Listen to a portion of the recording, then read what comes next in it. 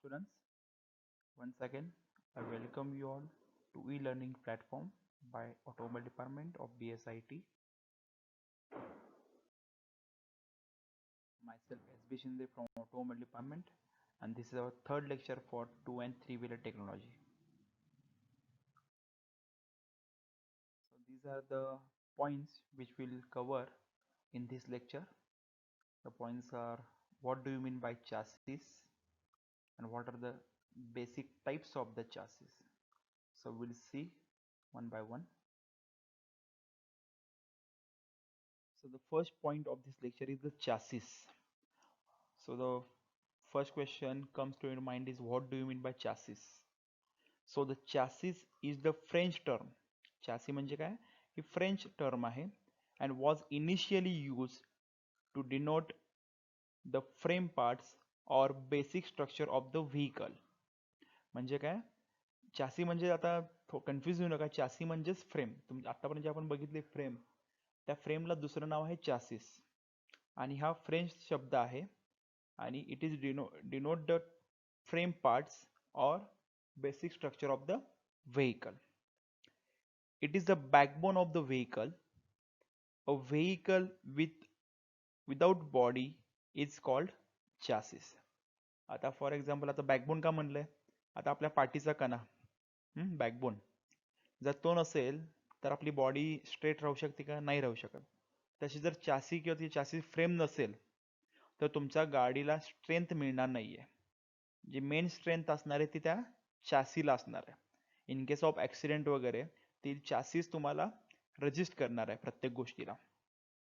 So vehicle without body is called chassis. म्हणजे जर गाडी तुम्ही बघताय ओपन केलेल्या असतात किंवा तुम्ही रोडवरून जात असताय, रोडून जात असताना नवीन ट्रक्स दिसतात तुम्हाला, फक्त ड्रायव्हर दिसतोय, बाकीची पूर्ण फ्रेम दिसते गाडीची, तर त्याला म्हणायचं चॅसिस. म्हणजे बॉडी शिवाय जी गाडी आहे त्याला म्हणतोय आपण chassis. So what are the functions of the chassis frame? म्हणजे चॅसिसचे फंक्शन्स काय आहेत, ते काय करताय? So the first function is to carry load of passenger or goods carried in the body. म्हणजे काय? ते गाडीमध्ये जे पॅसेंजर्स असतील त्यांचं वेट सस्टेन करायचं आहे, प्लस गाडीमध्ये काय साहित्य ठेवलं असेल तर त्या साहित्याला सुद्धा वेट सस्टेन करण्याचं काम कोण करतंय? चॅसिस करतंय. Second function, to support the load of the body, engine, gearbox etcetera.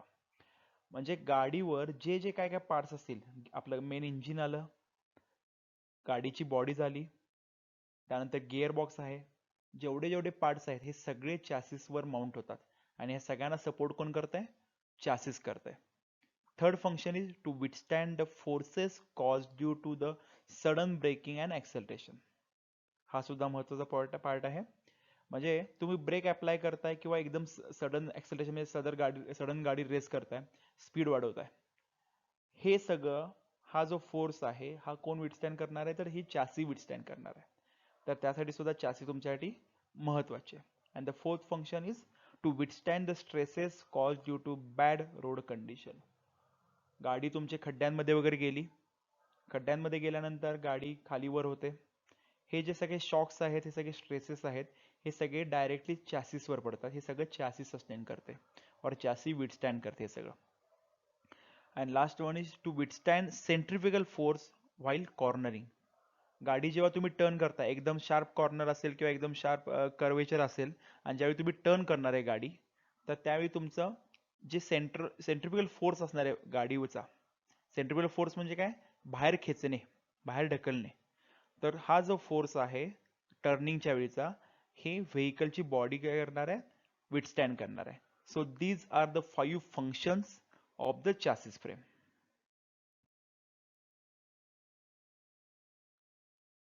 Now the next part is classification of chassis. There are 3 types of the chassis frame. 3 types आहेत फ्रेमच्या. First one is a conventional frame, second one is the integral frame, and third one is the semi integral frame. तर चॅसिसच्या 3 types आहेत और चॅसिसच्या जे frames आहेत त्या 3 types आहेत, conventional, integral and semi integral. तर आपण वन बाय वन बघू काय आहेत त्या. First one is the conventional frame. This type of frame contains separate chassis and body built as a two different assembly. म्हणजे काय कन्व्हेन्शनल म्हणजे काय, जे आपल्या रेग्युलर गाड्या आहेत, आता तुमच्या टू व्हीलर्स ज्या रेग्युलर टू व्हीलर्स आहेत त्या गाडीचे काय असणार आहे, चासी जी असणारी चासी फ्रेम आहे ती वेगळी आहे आणि गाडीची बॉडी वेगळी असते. कुठली टू व्हीलर घ्या, त्याच्या स्कूटर सोडली तर कुठली टू व्हीलर घ्या, या सगळ्यांच्या काय असणार आहेत, तर बॉडी वेगळ्या आहेत आणि चासी वेगळे आहेत. तर ह्या सगळ्या कन्व्हेन्शनल मध्ये येतात. The components assembled on this type of frame are suspension, engine, wheels, gears and transmission. Gears आहे. तर ह्या व्हेइकल फ्रेमवर काय काय असणार, तर एक तुमचं बॉडी असणार आहे, गाडीची बॉडी आहे, व्हेइकल बॉडी आहे, सस्पेन्शन आहे, इंजिन आहे, व्हील्स आहेत. हे सगळे पार्ट्स तुमच्या कशावर बसणार आहेत, या फ्रेमवर बसणार आहेत. बरोबर आहे. तर कन्व्हेन्शनल म्हणजे काय, फ्रेम वेगळी आणि तुमची बॉडी वेगळी असं जर असेल तर त्याला म्हणायचं कन्व्हेन्शनल फ्रेम और कन्व्हेन्शनल चॅसिस. जसं बघता येतं, ही फ्रेम आहे, ही तुमची फ्रेम वेगळी आहे आणि या फ्रेमवर तुमचे इथं पेट्रोल टँक बसेल, इथं इंजिन बसेल, इथं सीट बसेल, इथं व्हील्स बसणार, इथं व्हील बसेल, इथं तुमचं शॉक ऑब्झर्वर हँडल बसेल. बरोबर आहे. तर हे झालं तुमचं कन्व्हेन्शनल फ्रेम. कळतंय ना. कन्व्हेन्शनल फ्रेम म्हणजे काय, ज्या गाडीची फ्रेम वेगळा पार्ट आहे आणि उरलेला बॉडी वेगळा पार्ट आहे, ह्याला म्हणायचं कन्व्हेन्शनल फ्रेम. आता आपण पुढचं बघूया, इंटिग्रल. ठीक आहे, अजून कन्व्हेन्शनलचा एक पार्ट आहे. तर द फोर व्हीलरचं एक मी एक्झाम्पल घेतलं इथं. The conventional frame, the frame section generally use our channel section. तीन टाईपचे फ्रेम्स असतात. एक आहे चॅनल सेक्शन, एक आहे ट्युब्युलर आणि एक आहे बॉक्स आहे. जर चॅनल सेक्शन असेल तर त्याला good resistance to bending, it gives the good resistance to bending. Bending म्हणजे काय, प्रॉपर ते बेंड होणार नाही आहे चॅनल सेक्शन असेल तर. C channel, L channel. ठीक आहे. ट्युब्युलर जर असेल तर good resistance to torsion. Torsion म्हणजे ट्विस्टिंग मुवमेंट, ट्विस्टिंग होण्याची जी मुवमेंट आहे त्याला रेजिस्ट करते. आणि last one is the box section, जे सगळ्यात चांगलं resistance to both bending and torsion. म्हणजे जे चॅनल आहे, एल आहे, सी आहे, त्याला फक्त बेंडिंगला रेजिस्टन्स आहे, ट्युब्युलर जे आहे ते फक्त टॉर्शनला रेजिस्टन्स करत आहे. बट आपण जर बॉक्स यूज केला, बॉक्स टाईपचे जर यूज केले तर ते बेंडिंग आणि टॉर्शन ह्याला सुद्धा रेजिस्टन्स करतात. ही एक बेसिक डायग्राम आहे चॅसिसची, फोर व्हीलर चॅसिसची. असे दोन लॉन्जिट्युडल मेंबर्स असतात, हे लॉंग मेंबर्स आहेत. इथं लॉन्जिट्युडल मेंबर्स बसतात, चॅसिस साईड मेंबर्स, त्याला लॉन्जिट्युडल मेंबर म्हणतोय. हे क्रॉस मेंबर्स आहेत, हे क्रॉस मेंबर ह्या दोन मेंबर्सना कनेक्ट करतात. या दोन मेंबरना कनेक्ट करण्याचं कारण हे क्रॉस मेंबर्स करतात. ठीक आहे. स्प्रिंग ब्रॅकेट, हे तुमचे सस्पेन्शनचे स्प्रिंग्स असतील त्याचे ब्रॅकेट्स आहेत. हे रिअर ओव्हरलिंग, फ्रंट ओव्हरलिंग म्हणजे फ्रंट पार्ट, रिअर पार्ट आहे.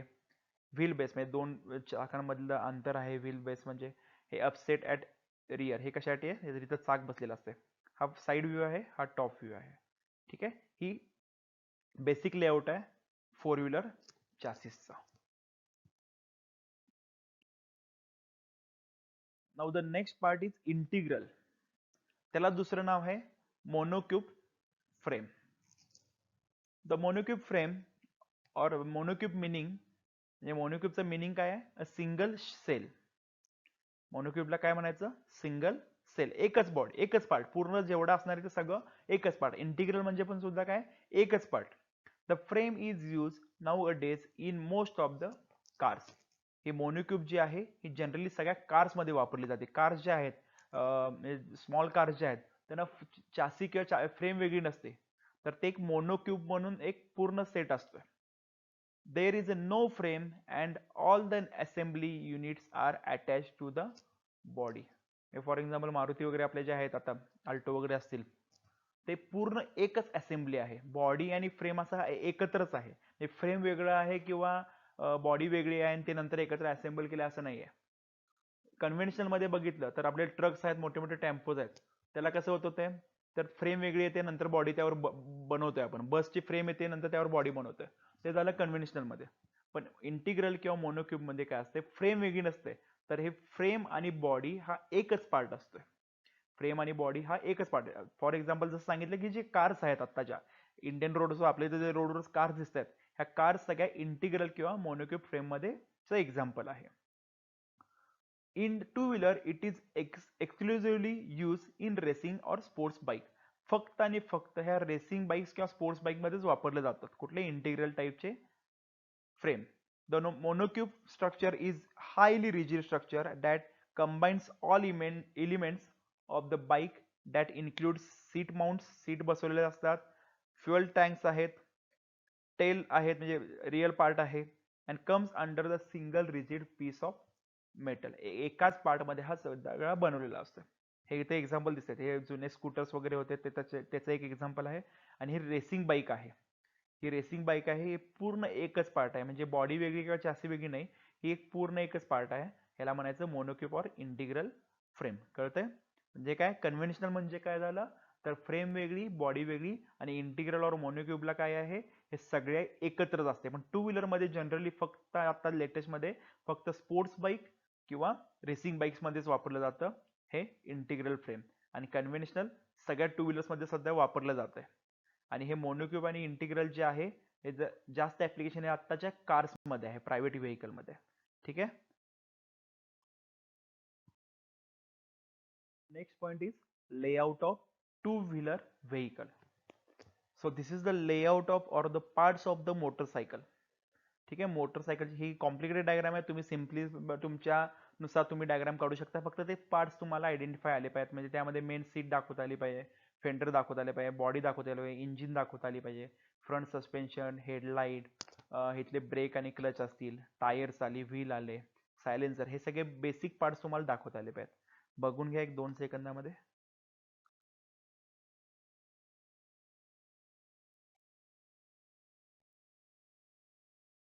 Will go to next. This is the simple diagram of layout of two wheeler. स्कूटरची डायग्राम आहे. त्यामध्ये सीट दिसते, स्पेअर व्हील जुन्या गाडीला होतं, बॉडी आहे, ओव्हरऑल बॉडी, इंजिन कंपार्टमेंट आहे, फ्रंट व्हील, रिअर व्हील आहे, स्टँड आहे, इथं फूट तुमचं फूट ठेवण्यासाठी जे सपोर्ट आहे और फुटबोर्ड म्हणतो याला, रिअर ब्रेक इथं होता आधीच्या गाडीने, आता सुद्धा तुम्हाला पायामध्ये देत आहे. हे फ्रंट बॉडी आहे, हेडलॅम्प आहे, फ्रंट ब्रेक लिव्हर आहे. ठीक आहे. ही डायग्राम सुद्धा तुम्ही एक्झाम मध्ये काढू शकता किंवा तुम्ही सिम्प्लिफाईड टू रेग्युलर बाईकची सुद्धा डायग्राम काढू शकता. फक्त तुम्हाला सगळे पार्ट्स आहे तिथं दाखवायचे आहेत. Next, layout of three wheeler vehicle. This is our three wheeler. यामध्ये काय तुम्ही वेगळं करू नका. ही सिम्प्लिफाईड डायग्राम आहे ज्यामध्ये तुम्हाला रिक्षा, ऑटो रिक्षा जी आहे आपली थ्री व्हीलर, त्याची तुम्हाला ही डायग्राम लेआउट काढायचा आहे. त्यामध्ये हे फ्रंट ग्लास शील्ड आलं, driver compartment, passenger compartment, headlight, front body, front wheel, rear wheel, engine compartment, इथं तुमचं इंजिन असणार आहे, टेल लाईट. ठीक आहे. आणि कॅनव्हास रूफ, कॅनव्हास रूफ असेल किंवा फायबर रूफ असेल, तुमच्या याच्यावर तुम्ही हे दाखवू शकता. So this is the basic layout of the three wheeler. ठीक आहे. ह्यामध्ये एक्सप्लेनेशन काय नाही, तुम्ही लहानपणापासून रिक्षामधून येत आहे तर ड्रायव्हर कंपार्टमेंट ड्रायव्हर बसतोय, पॅसेंजर कंपार्टमेंट मध्ये पॅसेंजर असतात, इथं तुमची इंजिन असते, रिअर इंजिन ड्राईव्ह आहे याला, रिअर इंजिन का आणि इंजिन तुमचा मागे आहे. ठीक आहे. This is the layout of three wheeler vehicle. So here we'll conclude with this lecture. There are 4 questions on this lecture. You have to complete these questions as an assignment or as a third assignment. So the first question, what do you mean by vehicle chassis? What are the functions of the same? आपली पहिली slide होती. What are the types of the chassis? Integral, semi integral आणि conventional. Explain two types of the chassis. म्हणजे तुम्हाला integral आणि conventional explain करायचे आहे. आपल्या एक्झामला किंवा सिलेबसमध्ये 2च आहेत. आणि draw layout of 2 and 3 wheeler vehicle, जे शेवटचे आपण तुम्ही बघितले. टू व्हीलर तुमच्या ह्यानुसार तुम्ही काढू शकताय, थ्री व्हीलर तुम्हाला ऑटो रिक्षाच काढायचं आहे. So here will conclude with this lecture. Thank you.